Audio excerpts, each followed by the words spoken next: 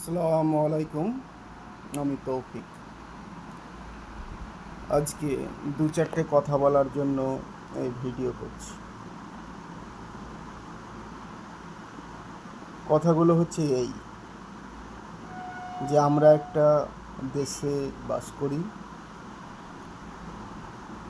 সে দেশের আমরা নাগরিক। এবার দেখা যাক সেই দেশে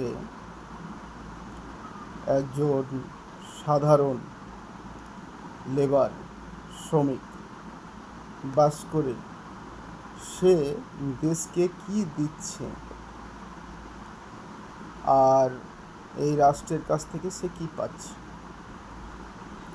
সে কি দিচ্ছে রাষ্ট্রকে আর রাষ্ট্রের কাছ থেকে সে কি পাচ্ছে। এখন একজন লেবার যদি দিনে 8 ঘন্টা খাটে, 8 ঘন্টা কাজ করে সে টাকা পায় 500 টাকা। 8 ঘন্টা খাটনির দরুন সে 500 টাকা পেল, মানে মাসে 15,000 টাকা। এবার সে এই 500 টাকা কোথায় কোথায় খরচ করলো?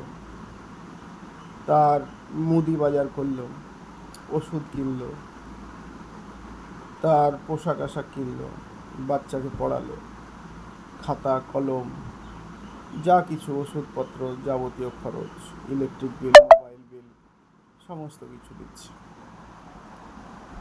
আমরা জানি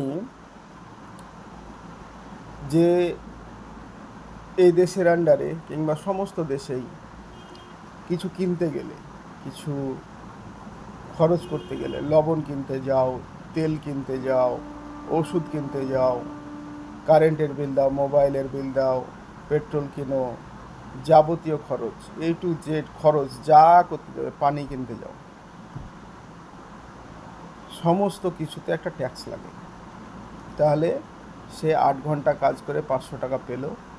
500 টাকা খরচ করতে গিয়ে তাকে সমস্ত কিছু যা খরচ করবে সমস্ত কিছুর ওপর একটা ট্যাক্স দিতে হবে। ট্যাক্সটা কত পার্সেন্ট? কোনোটাই বেশি, কোনোটাই কম। ট্যাক্স মোটামুটি 18%। তাহলে 500 টাকার 18%, সারাদিনে যা কাজ করলো, 500 টাকার কাজ করলো, তার 18% ট্যাক্সের মাধ্যমে সে সরকারকে দিবে। 90 টাকা সরকারকে দিবে। 500 টাকা